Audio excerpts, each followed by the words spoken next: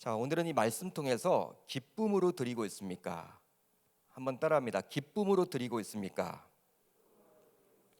기쁨으로 드리고 있습니까? 이런 제목으로 은혜를 나누겠습니다.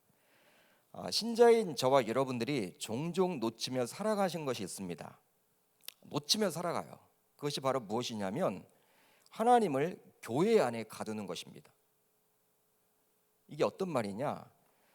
하나님 하면 우리가 말로는 하나님은 우주 만물을 창조하셨고 지금도 통치하고 다스리신다, 이거 모르는 신자가 없어요.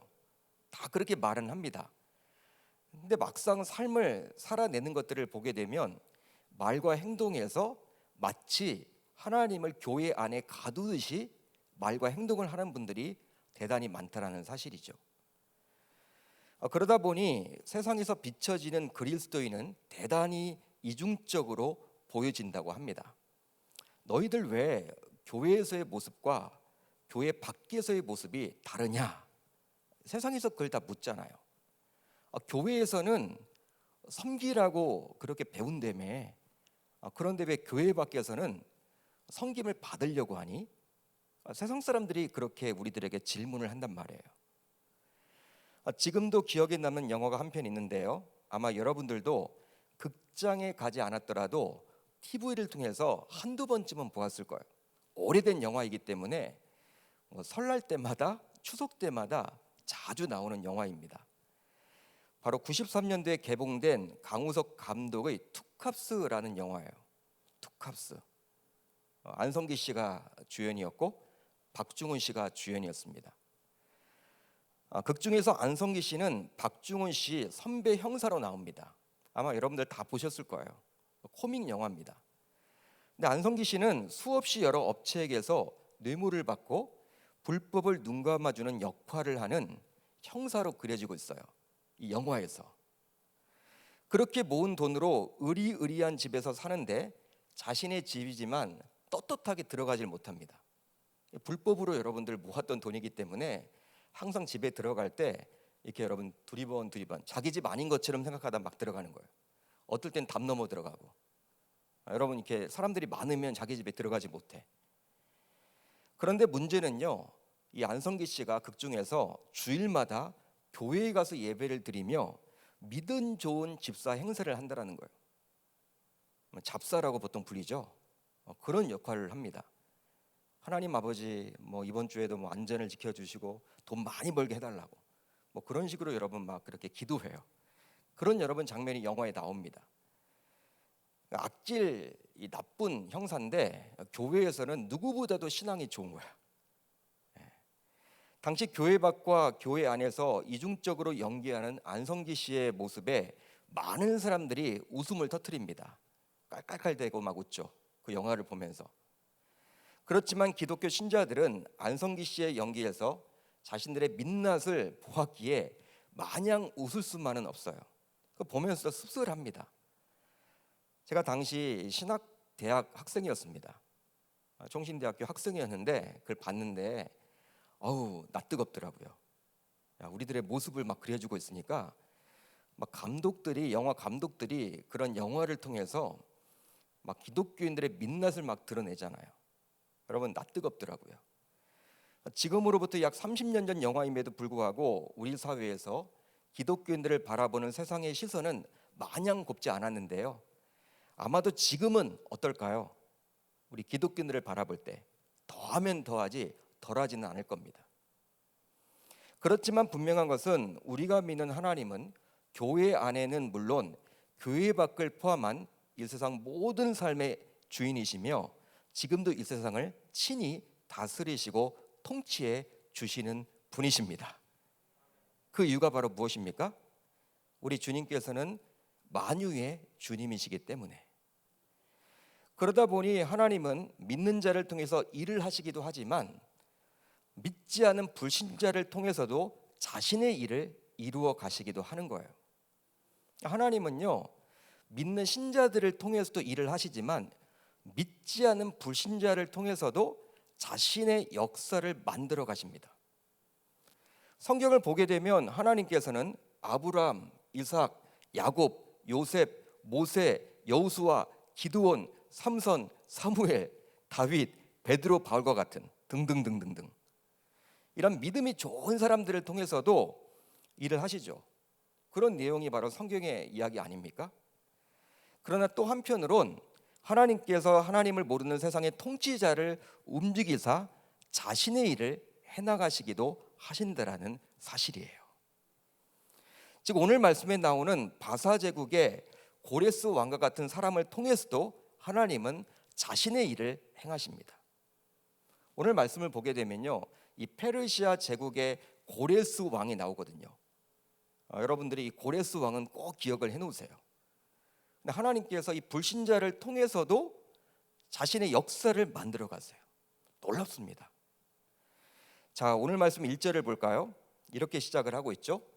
바사 왕 고레스 원년에, 페르시아 왕 고레스 원년에, 즉 고레스 왕이 즉위하던 해, 그런 뜻입니다. 언제일까요? 기원전 538년을 말합니다. 기원전 538년이에요. 하나님께서는 당시 최고의 권력자였던 바사 제국의 고레스 왕을 감동시키사 고레스 왕으로 하여금 하나의 칙령을 반포하도록 해주셨는데요. 자, 그 내용이 바로 다음의 내용입니다. 1절이죠.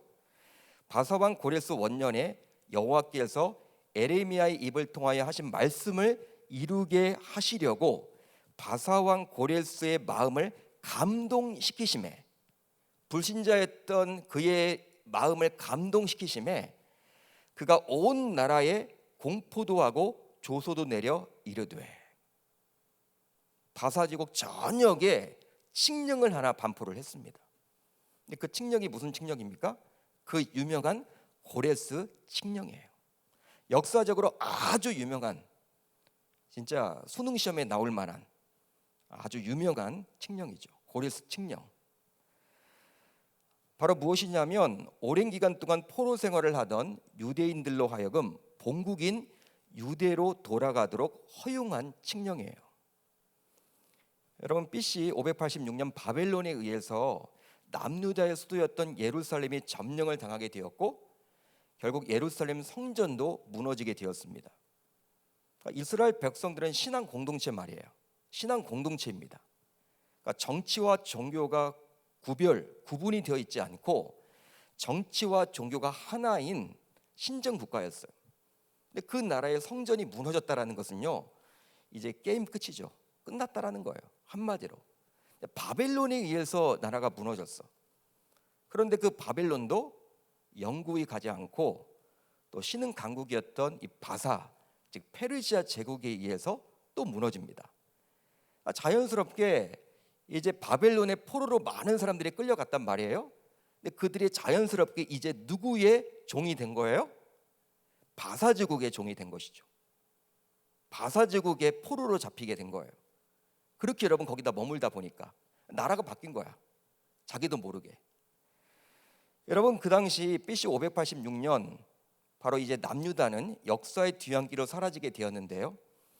또 남유다 백성들은 바벨론에 끌려가서 기약 없는 포로 생활을 해야만 했는데 그때 끌려갔던 인물 가운데 유명한 인물이 있죠. 그게 바로 누구냐? 다니엘입니다. 다니엘. 하나님께서는 이미 선지자들을 통해서 남유다의 멸망과 그 백성들의 비참한 포로 생활에 대해서 예언을 해주셨어요. 너희들 그렇게 살다가는 나라 망한다.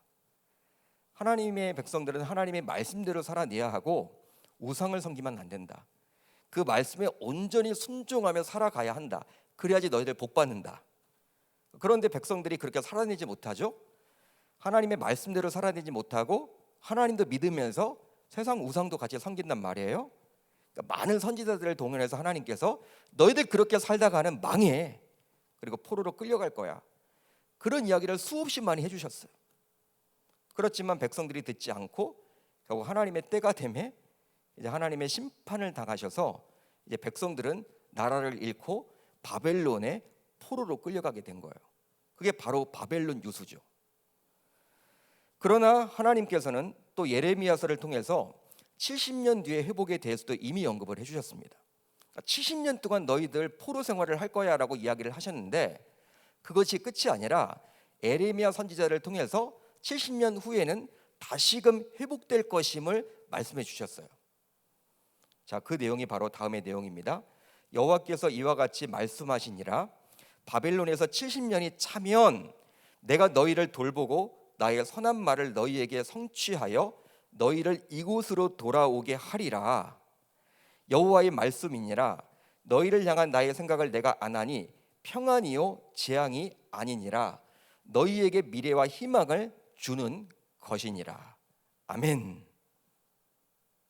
하나님께서는 자신의 백성들이 말씀대로 살지 못하고 우상을 섬기며 살아가게 되자 그 백성들을 질책하고 책망하고자 70년의 포로 생활을 하도록 해주셨지만 그게 끝이 아니라는 거예요. 무엇이 있습니까? 회복이 있는 거예요. 회복시켜 주시겠다라는 거예요.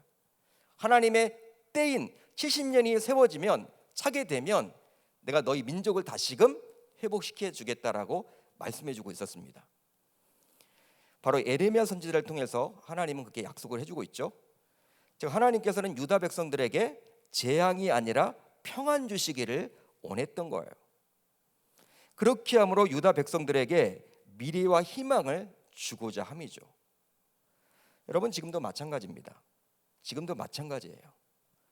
우리가 설령 어떤 고통과 고난 속에서 살아간다 하더라도 하나님의 자녀로서 하나님을 신뢰한다면 그리고 그 하나님을 믿는다면 그 하나님의 성실하심과 진실하심을 믿는다면 하나님께서 당시 유다 백성들에게 재앙을 내리는 것 그 자체가 목적이 아니며 궁극적으로는 평안을 주셨듯이 오늘날 우리에게도 반드시 하나님의 때 평안을 주신다라는 사실을 저와 여러분들은 붙잡아야 할 줄 믿습니다. 지금은 힘들어도 하나님의 때가 되면 그 하나님께서 우리들을 이렇게 어려움 주시는 것 그 자체가 목적이 아니라 평안 주신다라고 약속을 해주셨기 때문에 단순히 수천 년 전에 이스라엘 백성들에게 주신 그 말씀이지만 저와 여러분들에게도 동일하게 주신 말씀임을 붙잡고 우리는 승리하며 나아가야 하는 것이죠. 인내하며 우리는 붙들고 나아가야 하는 거예요. 실제로 어떤 부모가 자신의 자녀가 영원히 불행해지기를 원하겠습니까? 하나님은 우리의 아버지 되시잖아요. 그 아버지가 저와 여러분들이 불행하게 살기를 기대하시진 않을 거 아닙니까? 어떻게 해서든지 자녀가 그 불행에서 벗어나도록 힘쓰지 않을까요? 그게 바로 여러분 부모 아닌가요? 그게 바로 아비 아닌가요? 하나님이 우리의 아비 되시기 때문에 지금은 우리가 힘들고 어려워도 반드시 하나님이 우리를 회복시켜 주신다는 거예요. 그걸 우리가 붙잡고 나아가야 하는 것이죠. 따라서 우리들 모두 누구에게도 말 못할 힘들 과정 속에 놓여 있더라도 예레미야 선지자를 통해서 주셨던 그 하나님의 그 마음과 생각을 놓쳐서는 아니 될 줄 믿습니다. 여러분 동의가 되시면 아멘. 그렇습니다. 하나님을 모르는 고레스 왕조차도 하나님께서 감동시켜서 자신의 일을 이루도록 해주셨기에 지금도 하나님께서 원하시기만 한다면 북한의 김정은도, 중국의 시진핑도, 러시아의 푸틴도, 일본의 스가도, 미국의 바이든도 감동시켜서 분단된 한반도에 평화를 주시고 통일을 주실 것입니다. 하나님이 하시면 할 수 있는 거예요. 감동시키는 거죠. 그러기에 우리는 하나님께서 주변 강국의 지도자들의 마음을 움직일 수 있도록 중보기도를 꾸준히 해나가야만 하는 것이죠. 남과 북만 기도하면 안 돼. 우리들은 크게 기도를 해야 됩니다. 한반도는요, 이게 뭐 남한 대통령과 북한의 여러분 이렇게 최고 통치자만 이렇게 통일하겠다고 해서 할 수 있는 게 아니야. 역학적으로 지금 많이 여러분 꼬이고 엉켰어요. 중국 눈치도 봐야 되고, 미국 눈치도 봐야 되고, 러시아 눈치도 봐야 되고, 또 일본도 가만히 있지 않고. 여러분 주변 강국, 세계 강국들이 다 모여 있잖아요. 그 나라들이 대단한 나라들이거든. 여러분 우리는 우습게 보지만, 우리는 여러분 중국하면 막 우습게 보잖아요. 예?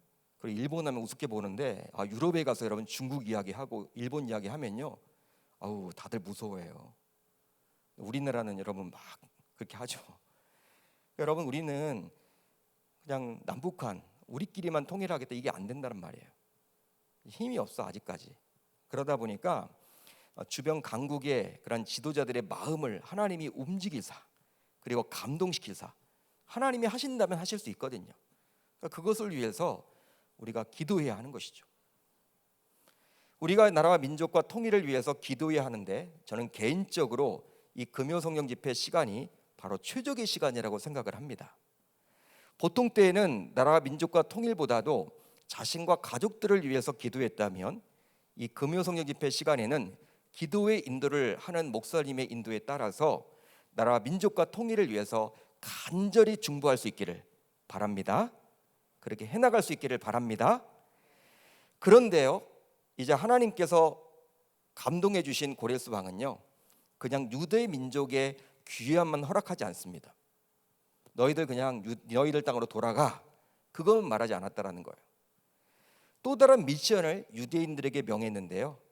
자, 오늘 본문 2절과 3절을 볼까요? 우리 한번 같이 읽어봅니다. 2절 3절 시작. 아사왕 고레스는 말하노니 하늘의 하나님 여호와께서 세상 모든 나라를 내게 주셨고 나에게 명령하사 유대 예루살렘의 성전을 건축하라 하셨나니 이스라엘의 하나님은 참 신이시라. 너희 중에 그의 백성된 자는 다 유대 예루살렘으로 올라가서 이스라엘의 하나님 여호와의 성전을 건축하라. 그는 예루살렘에 계신 하나님이시라. 아멘. 고레스 왕은 하나님께서 자신에게 명하신 것이라고 하며 고국으로 돌아가는 유대인들에게 예루살렘 성전을 꼭 건축하라고 명령하고 있어요. 말을 해주고 있어요. 자신의 말이 아니라 누구의 말이라는 거예요? 하나님의 명령이니까 너희들 지켜야 한다라는 거예요. 여러분, 그렇다면 왜 하나님께서는 수십 년 만에 고국으로 돌아가는 유대인들에게 예루살렘 성전을 우선해서 건축하라고 명하셨을까요? 다른 거 할 것이 얼마나 많습니까? 여러분, 다른 거 할 거 많잖아요.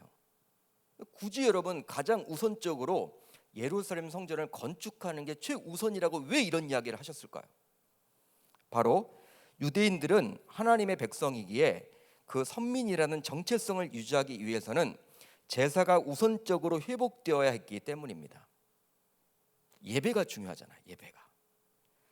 실제로 오랜 기간 동안 포로 생활을 해봤기 때문에 유대인들은 고국으로 돌아가서 당장 먹고 살아가야 할 문제. 이제 여러분, 뭘 먹고 살아요? 포로 생활을 할 때는 배급받았잖아. 이제 여러분, 막상 이제 유대 땅으로 돌아가게 되면 이제 새로운 직장을 갖거나 뭐 사업을 해야 되는데 당장 먹고 살아가야 할 문제. 그거 중요하죠. 또 당장 살아갈 주거 문제. 어디서 살아요, 여러분? 다 휘파됐는데 수십 년 동안 지금 먼 곳에 있다가 가게 되었는데 그것도 중요하겠죠. 또 아이들 교육 문제 얼마나 중요합니까? 여러분, 등등등등 이런 문제 해결해야 될 것이 너무나 많았지만 하나님께서는 고레스 왕을 통해서 우선적으로 예배가 회복되도록 하셨습니다. 바로 예배를 통해서만이 하나님과 진정한 관계를 정립할 수 있기 때문이죠.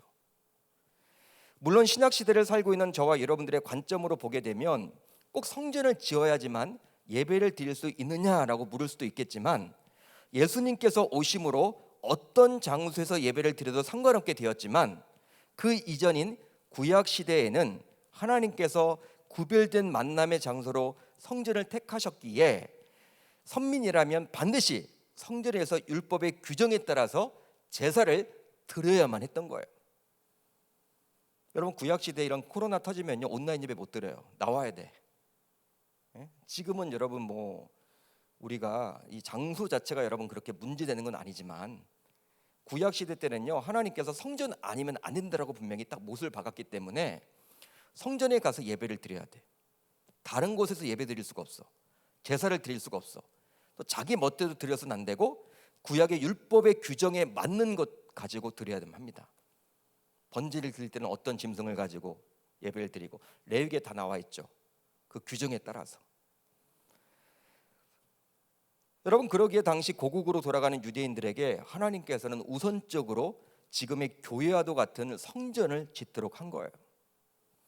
바로 이스라엘이 회복되려면 바로 무너진 예배가 회복되는 것이 가장 우선이요 중요했기 때문입니다. 여러분, 하나님의 자녀는 예배가 무너지게 되면 신앙뿐만 아니라 삶 자체도 힘들어져요. 여러분 잘 들으십시오. 우리는 세상 사람들과 분명히 달라요. 세상 사람들은 겪지 못하는 고난도 우린 많이 겪어요. 솔직히 어떤 분들이 그러더라. 그래서 예수 믿었더니 속았다고. 어떤 친구가 예수 믿으면 복 받는다고 해서 교회 다니기 시작했는데 더 힘들어졌다고. 진짜 그래요. 여러분 복 받기도 하죠. 궁극적으로는 복을 받죠. 구원받는 게 여러분 복 받는 거니까 최고의 복 아닙니까? 근데 진짜 세상에 나가보면요, 세상 사람들은 겪지 않아도 되는 고난을 우리들은 예수 믿는다는 것 때문에 겪는 게 너무 많아요. 여러분 그 가운데 하나가 무엇이냐면 예배가 무너지게 되면 신앙뿐만 아니라 삶 자체도 힘들어진다는 거예요. 그러기에 신자로서 일이 잘 안 풀리고 어려움이 자꾸 생기다 보면, 그렇게 여러분 자꾸 인생이 꼬이게 되면 우선적으로 내가 드린 예배를 하나님이 과연 기뻐 받으시는지 자신의 예배를 점검해 보시는 게 필요해요. 분명히 여러분 뭔가 적신호가 켜져 있을 거란 말이에요. 하나님과의 관계, 내가 드리는 예배를 하나님이 기뻐 받으시냐, 이걸 여러분 점검하셔야 된다는 거예요. 그렇게 함으로 예배가 회복된다면 바로 하나님과의 관계가 회복될 것이기에 모든 것들이 제자리로 잡아가게 되리라 저는 믿어요. 여러분 우리가 어떤 문제가 잘 안 풀린다, 인생이 자꾸 꼬인다, 힘들다, 어렵다, 이게 일시적인 것이 아니라 계속 그렇다 그러면요, 진짜 하나님과의 관계를 여러분들이 보셔야 돼요. 여러분 하나님이 뭔가 사인이 있어서 그런 어려움을 주실 수도 있단 말이에요. 우리를 그냥 놔두지 않는 것이죠. 그냥 놔뒀다가는 안 되니까 우리를 사랑하시기 때문에 그런 어려움도 주신다라는 거예요. 하루빨리 우리로 하여금 돌이키도록 하기 위해서. 그러니까 우리 여러분 예배를 점검해 보셔야 되고, 이 하나님과의 관계를 점검해 보셔야 합니다. 점검해 봐서 내가 이제 고치면 돼요. 고쳐서 이제 예배가 회복된다면, 이 관계가 회복된다면 바로 모든 것들이 제자리를 잡아가게 된다는 사실이죠. 이게 바로 영적인 여러분 문제입니다. 그렇습니다. 신자에게 있어서 이렇게 중요한 것이 바로 예배이다 보니 사도 바울은 오직 믿음으로 구원받은 하나님의 자녀들이 어떻게 살아가야 할지에 대해서 말해주는 첫 관문인 로마서 12장에서 다음과 같이 말씀해주고 있어요. 즉 로마서는 총 16장까지 구성되어 있는데 다른 바울 서신과 마찬가지로 앞부분은 교리적인 부분을 다루고 있고 뒷부분은 삶의 터치입니다. 바울 서신의 특징이에요. 에베소도 마찬가지고 골로새도 마찬가지고 빌립보서도 마찬가지고 앞부분은 교리적인 내용, 그리고 뒷부분은 그 교리를 가지고 어떻게 살아내야 할지에 대해서 이야기를 한단 말이에요. 로마서도 마찬가지죠. 사도 바울의 서신서 아닙니까? 마찬가지로 1장부터 11장까지는 이신칭의, 즉 오직 믿음으로 구원을 받는다, 행함이 아니라 믿음으로 구원을 받았다면 이제 어떻게 살아내야 할지에 대해서 12장부터 16장까지 기록이 되어 있는데 12장 1절에서 이렇게 이야기를 합니다. 구원받은 자로서 이렇게 살아가는 것이 가장 중요하다고 다음과 같이 이야기를 하고 있어요. 그러므로 형제들아, 내가 하나님의 모든 자비하심으로 너희를 권하노니 너희 몸을 하나님이 기뻐하시는 거룩한 산 제물로 드리라. 이는 너희가 드릴 영적 예배니라. 아멘. 예배가 가장 중요하다는 거예요. 예배. 믿음으로 구원받은 자는 예배를 놓쳐서는 안 된다. 예배. 바울이 딱 지금 이야기를 하고 있는 거예요. 행함이 아니라 오직 믿음으로 구원받은 하나님의 자녀들이 삶을 살아갈 때 가장 우선 예배를 놓쳐서는 아니 된다라고 바울은 지금 로마서에서 이야기를 해주고 있어요. 예배 놓치면 다 놓친다라는 거예요. 즉 영적 예배가 가장 최우선이란 것이죠.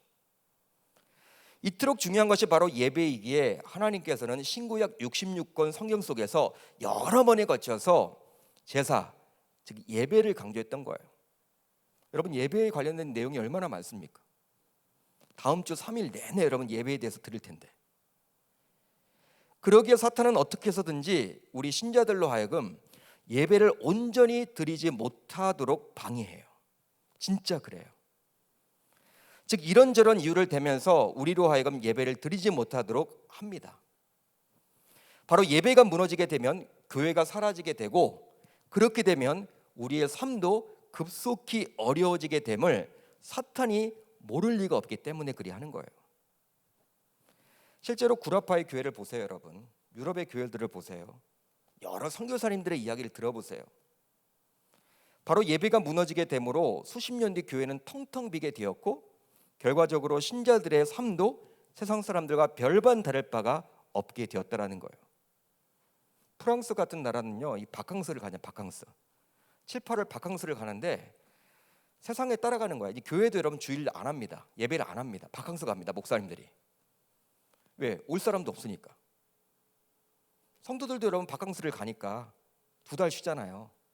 여름에 외국으로 가잖아요. 돈이 있건 없건 1년 내내 여러분 벌어서 거기는 바캉스 가는 게 여러분 목표거든. 그게 삶이거든. 그게 트렌드 문화거든. 프랑스에서 목회하시는 분들 이야기를 들어보면 교회에 나오는 사람도 없으니까 이제 교회 문 닫는 거예요. 여러분 그렇다가 어떻게 돼요? 7, 8월만 닫았다가 나중에는 이제 다 닫는 거죠. 예배가 무너지게 된단 말이에요. 그러니까 세상을 따라가다 보면 그게 망하는 거예요. 결론적으로. 여러분 코로나지만 우리가 예배를 이렇게 왜 강조하고 할까요? 욕을 먹으면서까지. 여러분 이건 교회의 여러분 생존 유기예요. 뭐 헌금 더 걷기 위해 그거 아니라 여러분 진짜 이건 본질이고 하나님이 정말 예배는 여러분 양보하지를 못하는 거예요. 어떻게 해서든지 이 교회당 예배 드리려고 몸부림을 쳐야만 하는 거고, 또 그게 정 어렵다면 온라인으로라도 예배를 드리도록 우리가 강요를 하는 거죠. 여러분 예배가 무너지게 되므로 수십 년 뒤 교회는 텅텅 비게 되고, 결과적으로 신자들의 삶도 세상 사람들과 별반 다를 바가 없게 됩니다. 즉 교회의 세속화, 신자의 세속화 모두 예배가 무너지게 됨으로 시작되는 거예요. 따라서 오늘 이 밤 코로나 상황이 지속되면서 한국 교회에도 또 계명교회도 예배에 있어서 적신호가 켜져 있음을 깨닫고 우리의 예배를 다시금 점검함으로 다시 한번 무너진 우리 예배가 회복되어야 할 줄 믿습니다. 나의 예배 시간, 예배 생활을 점검해 보시는 시간이 가져야 되는 것이죠. 그런데요, 자 이제 오늘 말씀 4절을 보시면 하나님께 감동을 입은 고레스 왕은 고국으로의 귀환과 성전 건축뿐만 아니라 또 한 가지를 유대인들이 해야만 한다라고 말씀을 하고 있어요. 자, 우리 4절을 같이 읽어볼까요? 4절 시작. 그 남아있는 백성이 어느 곳에 머물러 살든지 그곳 사람들이 마땅히 은과 금과 그 밖의 물건과 짐승으로 도와주고 그 외에도 예루살렘에 세울 하나님의 성전을 위하여 예물을 기쁘게 드릴지니라 하였더라. 여러분 재미있는 표현이죠. 불신자인 고레스 왕이 지금 고국으로 돌아가는 유대인들에게 어떤 말을 합니까? 건축 헌금 하래요. 불신자가 건축 헌금 내라고 지금 강요를 하고 있는 입장이야. 참 여러분 아이러니하죠. 그러나 이것은 고레스 왕의 입을 빌린 하나님의 의중임을 알아야 합니다. 왜? 하나님께 지금 감동을 입어서 지금 하나님의 말씀을 대언하고 있기 때문에 그리 하는 거예요. 그렇다면 한번 곰곰이 생각해 봅시다. 자신의 제국에서 포로 생활을 수십 년 동안 해왔던 유대인들을 아무런 조건 없이 고국으로 귀환시켰다면 바사 제국의 왕이었던 고레스가 그냥 예루살렘 성전을 지어줘도 무방할 것 같아요. 충분히 할 수 있겠죠. 제국의 왕인데. 여러분 고레스 왕이 실질적으로 정책을 폈잖아요. 끌어안는 것이 아니라 자율권을 줬잖아. 너희들 본국으로 돌아가라. 여러분 그들을 노예로 삼으면요 얼마나 여러분 경제적인 이득을 얻을 수 있어. 근데 그걸 포기하면서까지 돌려보냈단 말이에요. 그렇다면 통 크게 그래 너희들 수십 년 동안 노동했지. 내가 너희들의 그 예배 처소인 예루살렘 성전을 내가 지어줄게. 이렇게 통 크게 제안할 수도 있어요. 충분히 가능하죠. 고레스 왕인데, 제국의 왕인데 해줄 수 있어요. 그런데 하나님께서는 그런 방식이 아니라 유대인들이 기쁘게 감당하도록 요구하십니다.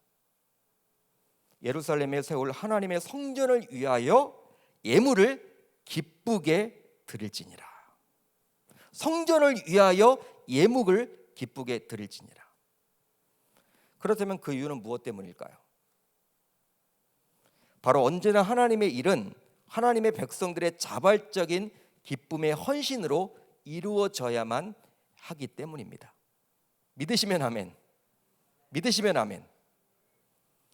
실제로 예루살렘 성전은 하나님을 만나는 곳으로서의 예배의 처소예요.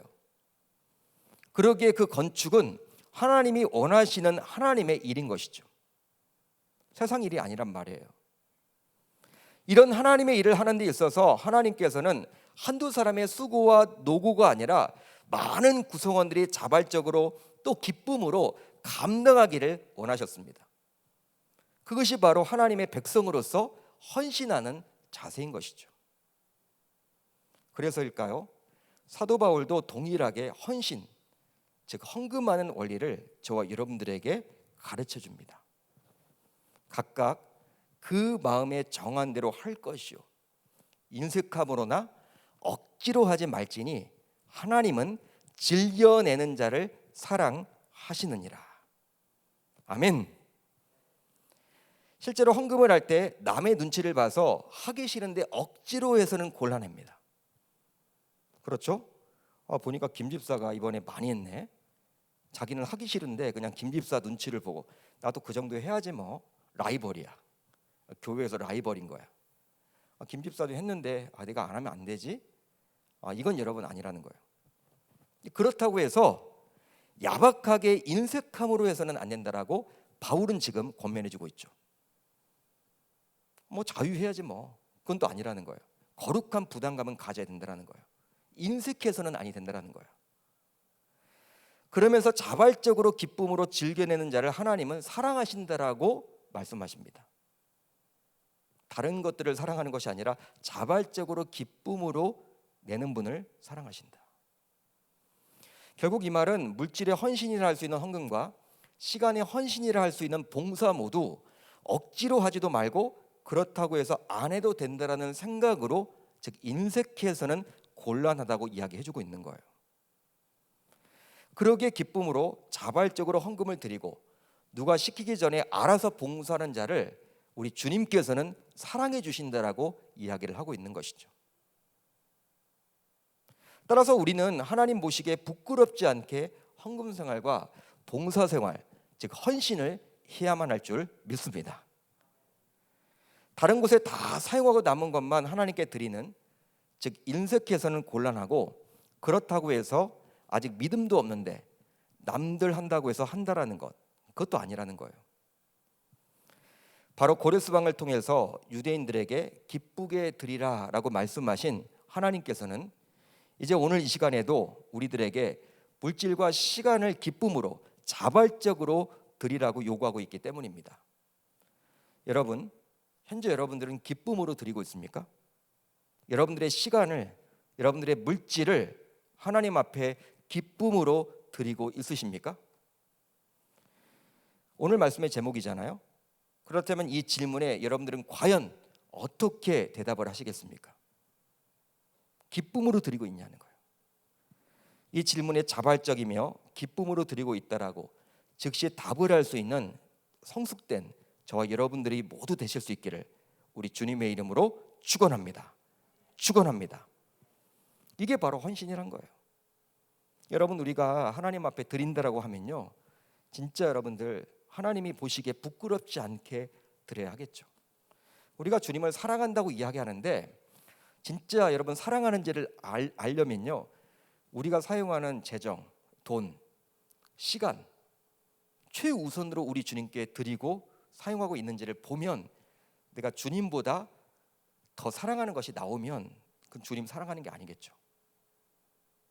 주님을 위해서 여러분 내가 얼마나 시간을 지금 쓰고 있습니까? 주님을 위해서 얼마나 재정을 사용하고 계십니까? 그렇다면 그게 최우선이 될 수도 있고 두 번째 단계, 세 번째 단계가 될 수도 있다는 사실이에요. 하나님이 원하시는 것은요, 최우선으로 받기를 기뻐하시죠. 저와 여러분들 모두 헌신은 내가 시간이 남을 때, 내가 물질이 남을 때, 그거 여러분 하나님이 거지 아니잖아요. 하나님이 구걸하시는 분이 아니잖아요. 우리들에게 여러분 시간과 물질의 주인이 나라는 것을 우리에게 보여주고자 그것을 요구하시는 건데, 우리가 하나님을 거짓 취급해서는 아니 된다는 거예요. 여러분들의 시간, 물질 어떻게 기쁨으로 지금 사용하고 계십니까? 사용하실 수 있기를 바라고, 그렇게 하심으로 말미암아 오늘 말씀을 통해서 도전받아서 멋진 인생을 살아낼 수 있는 우리 계명교회 식구들이 다 되실 수 있기를 우리 주님의 이름으로 축원합니다.